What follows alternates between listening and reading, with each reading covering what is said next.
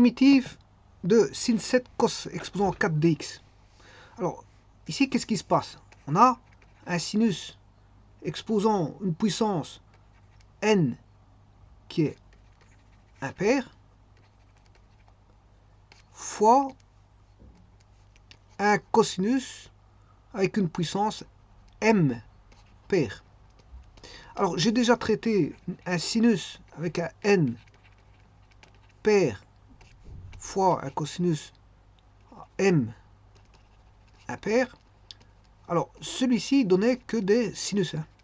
Alors, la plus petite puissance, la plus petite, la PPP, la plus petite puissance, mais c'était n plus 1. Alors, je parle bien sûr de celui qui est en bas, c'est-à-dire n pair. Et la plus grande puissance, ben, c'était n plus m. Alors, on a un nombre pair plus un nombre impair, ça fait un nombre impair. Donc la plus petite des puissances était n plus 1, sachant que n est pair, donc n plus 1 est impair. n plus 1 sera impair, donc on a toutes des puissances impaires, si vous voulez. Et tout sera en sinus. Tout sera en cosinus. Alors, si tout est en sinus, celui-ci, tout sera en cosinus. Vous aurez compris. Bon, mais le tout, c'est de formaliser un petit peu ce qui se passe ici. Ah bon, avant toute chose, il faut que je m'occupe de GeoGebra, remettre d'aplomb les volets. J'ouvre les volets parce qu'il y a deux volets qui sont mis l'un sur l'autre. Voilà, c'est déjà mieux. Donc on va revenir ici. Comment avait-on fait pour ce cas de figure-là?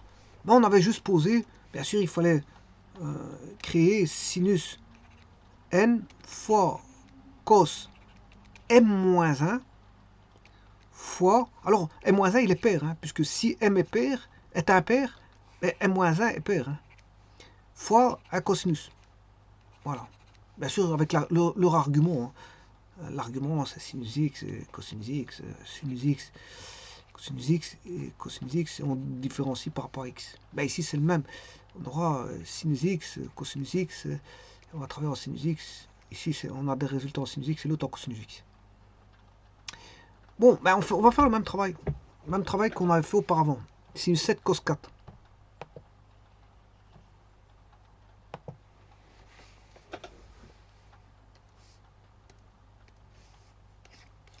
Primitive de sinus 7 exposant x cos 4 exponentielle x différentielle de x. Je vais poser t égale cosinus x. Comme j'avais posé auparavant, t égale sinus x. Quand celui-ci était pair, le sinus était pair, et le cosinus était impair, je posais t égale sinus x. Ici, je posais t égale cosinus x. Alors, la différentielle de t, ben, c'est moins sinus x, différentielle de x. Donc, moins dt est égal à sinus x différentielle de x.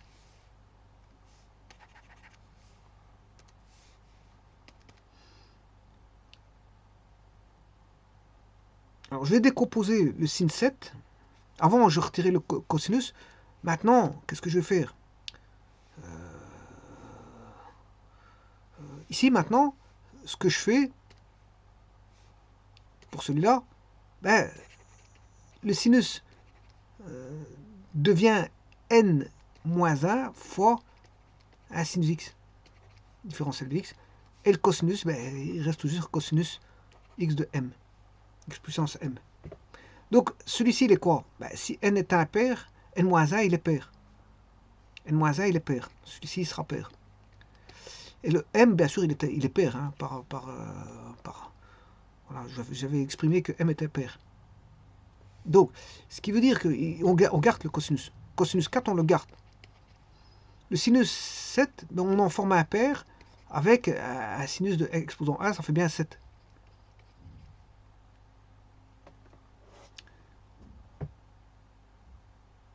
Et donc, je vais écrire avec un moins, bien sûr, parce qu'on a moins dt. Je vais poser t égale cos 4, donc on a cos 4 sin 6, et celui-ci, sinus x dx, il vaut moins dt. Ce qui veut dire qu'on a, bien sûr, il faut primitiver. C'est moins primitif de t4. Alors, on a pour avoir le cosinus, le sinus 6, c'est sinus cube, sinus carré au cube, fois dt. Voilà, sinus carré au cube, ça fait fois dt. Et donc là, maintenant, je peux exprimer par rapport au cosinus, parce que sinus carré, c'est 1 moins cos carré, t au cube différentiel de t.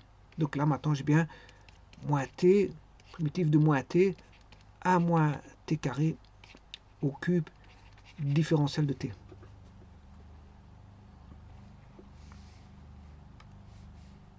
Alors, donc on a un produit remarquable au cube.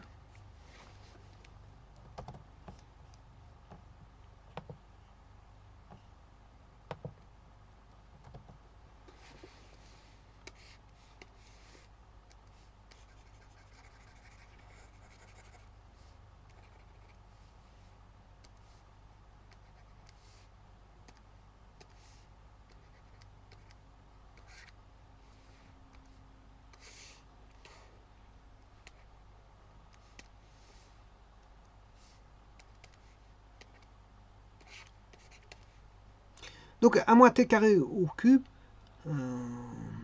c'est 1. Le cube de 1, c'est 1.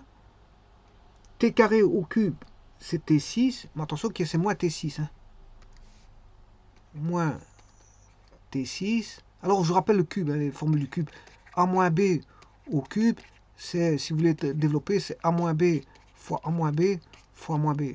Voilà. Alors sachant qu'il y a déjà A moins B au carré fois A moins B. Celui-ci, vous le connaissez, c'est A carré moins 2AB plus B carré fois A moins B. C'est-à-dire que c'est A cube moins 2A carré B plus A B carré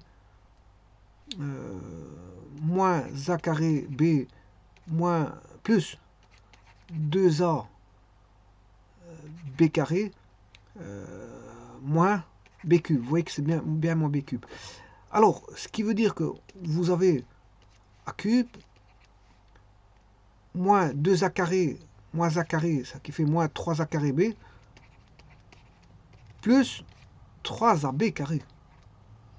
3AB carré moins B cube. Bon, c'est pour ça que je vous dis qu'il y a un moins au T6, qui est le cube de T carré.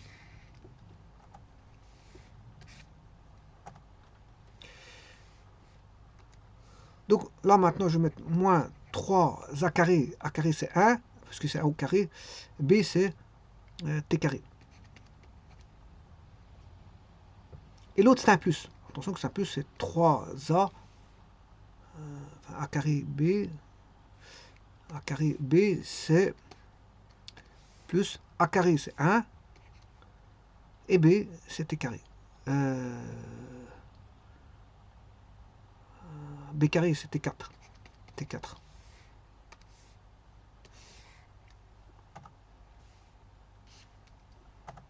dt moins t moins 3t cube plus t5 moins t7. Alors je vais faire entrer le moins t plus 3t cube moins t5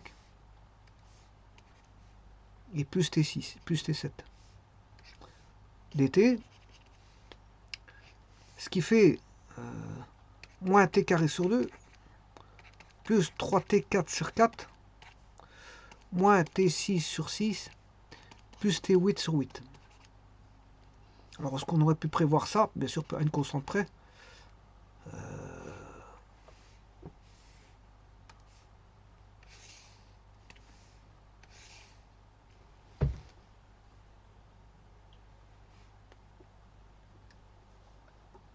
Alors je rappelle que t c'est cosinus 1.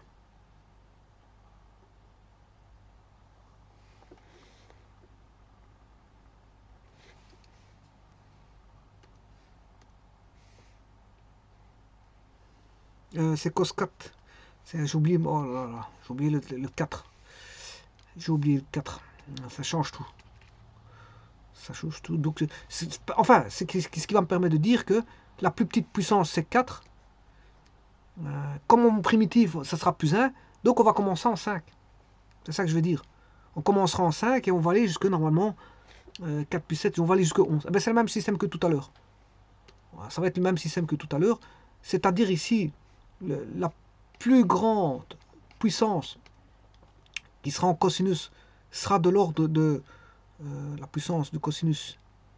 Ce sera n plus m. Alors, n plus m qui est impair. N plus m est impair, parce que m est pair et n est impair. M est pair et n est impair. Un pair pour un impair, ça fait un impair. Donc, la plus grande puissance, c'est n plus m. Et la plus petite puissance, ben, c'est le 4, c'est le n plus 1. M plus 1. M plus 1, c'est la plus petite puissance. Donc, d'un côté, c'est n plus 1, la plus petite puissance, et de l'autre côté, c'est m plus 1. Et la plus grande des puissances, c'est toujours n plus n. La plus grande des puissances, c'est toujours n plus m. Voilà, on va dire ça comme ça. Ce qui veut dire qu'ici, bah, on va retrouver la plus grande puissance. Ici, je me suis trompé. Hein, je veux dire, je vais rectifier le tir dans un petit instant. Mais simplement pour vous dire que la plus petite puissance sera 5, puisque m vaut 4. M plus 1, c'est 4 plus 1 égale 5. C'est la plus petite puissance. La plus grande puissance sera m plus n, ce qui fait 4 plus 7, ça fait 11. Voilà. Et alors,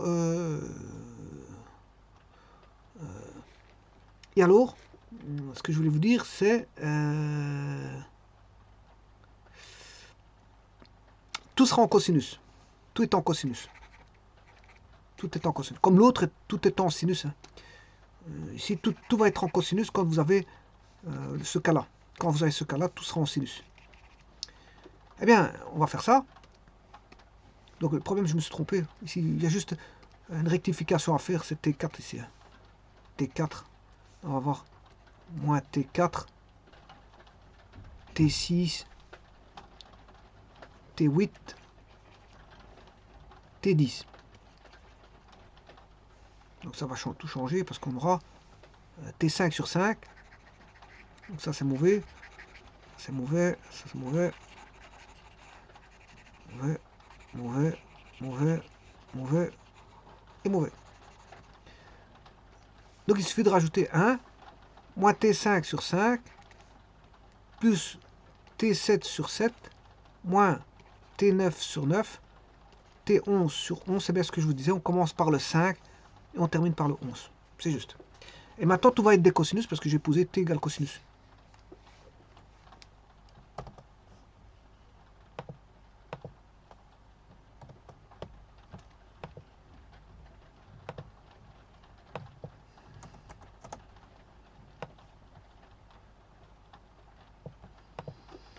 Donc, on aura moins cosinus exposant 5 sur 5,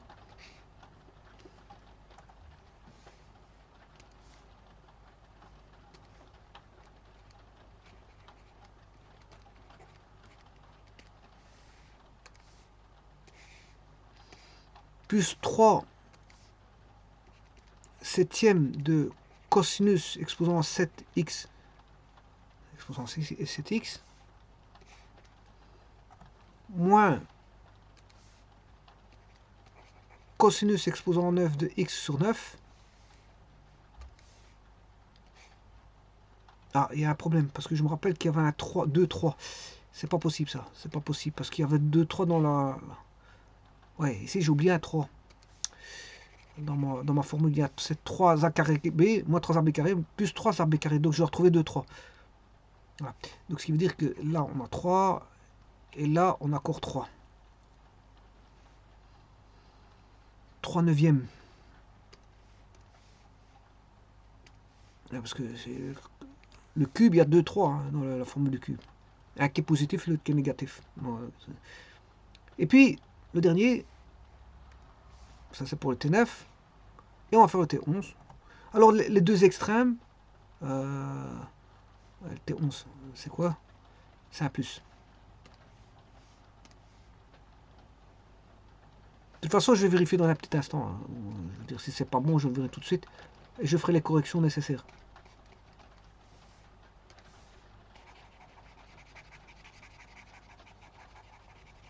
Plus K. Eh bien, on va multiplier ceci. Sin 7 cos 4. Domaine c'est R. Hein. Sin 7 cos 4.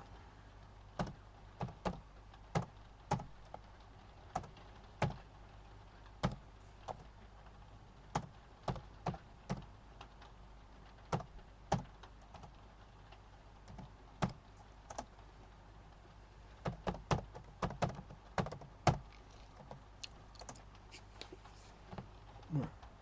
J'ai bien. Bon, c'est une fonction rase-mot. Elle rase l'axe des x, c'est pour ça que c'est tout petit. Bon, moins 1 cinquième cos 5, j'ai bien ça. Moins 1 cinquième cos 5, parfait.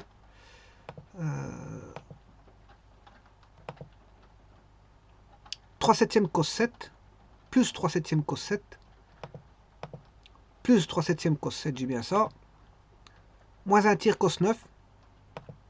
Ouais, moins 1 tiers, moi j'ai 3 en 9e, ce qui fait moins 1 tiers, il a simplifié. Lui, GeoGebra, il va au fin fond des choses, il simplifie. Hein. Bon, quand c'est irréductible, il le laisse irréductible. Mais en tout cas, la puissance 5 est bonne, la 7 est bonne et la 9 est bonne, puisque c'est un tiers. Moins 39e, c'est moins 1 tiers. Moins 39e, c'est moins 1 tiers. Et puis, il y a un 11e de cos 11 qui est positif. Un 11e de cos 11, tout est bon. Et donc, si maintenant, vous voulez voir que si je fais sinus exposant, on va dire 16, attention que c'est pair ici, hein. C'est pair, x fois le cosinus exposant, on va dire,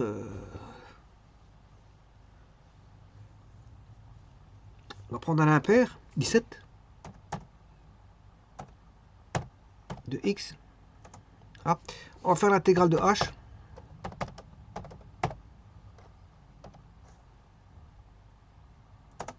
Alors, le premier va commencer en 17. Il commence en 17, comme j'ai dit. Ce sinus, c'est 16. Ah, je me suis trompé ici. Je me suis trompé. Sinus 7 cos. Le cosinus, il est. Le sinus, il est impair. C'est normal qu'on a des sinus ici, parce que ici, le sinus, il est pair. Le sinus, il est impair. 15. Et le cosinus, il est pair. Donc, on va commencer en 18 plus 1. Ça fait, on va commencer en 19. 19. Et il va se terminer en 19. En 18 plus 15. 18 plus 15, ça fait 36. Non. 28, 30, 33. 33, je m'excuse. Il va terminer en 33. Donc il va commencer en 19 et il va terminer en 33. Voilà, il termine en 33, il commence en 19. C'est tout des cosinus. Et puis, bon, 19 sur 19, 21 sur 21, un peu il l'a simplifié là-bas. 23 sur 23, 25 sur 25, il l'a simplifié. 27 sur 27, cosinus de 29 sur 29, cosinus de 31 sur 31, cosinus de 33 sur 33. C'est tout des cosinus parce qu'on a une puissance sinus qui est impair, cosinus pair.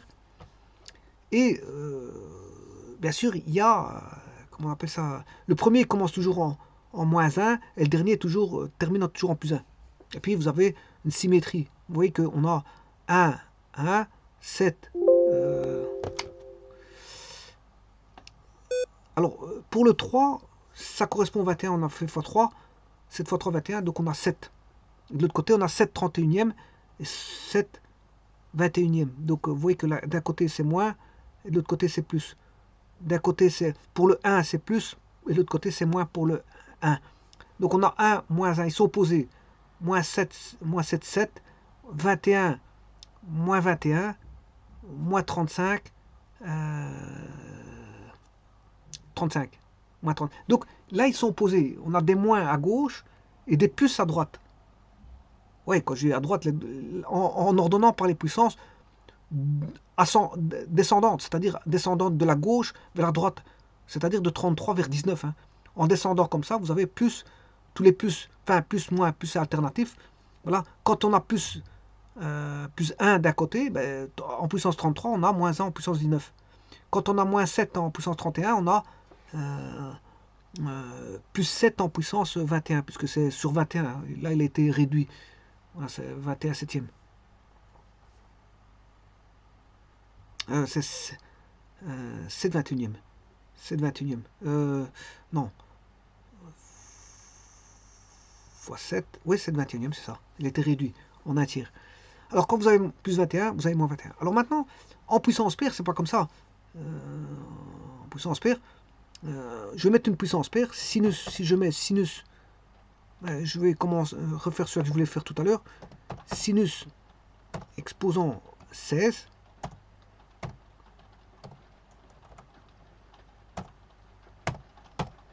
x fois le cosinus impair. On va mettre moins. Ouais, cosinus impair, c'est par exemple cos 9. Voilà. Donc ça veut dire qu'on va commencer, comme je l'ai dit ici, sinus pair, cosinus impair. On va commencer en la plus petite des puissances n plus 1. Donc on va commencer en la puissance 17, parce que 6 plus 1 ça fait 17. Et on va aller jusque la puissance 6 plus 9, c'est-à-dire 25. Et là on aura une symétrie aussi, mais pas avec des opposés comme on a en cosinus.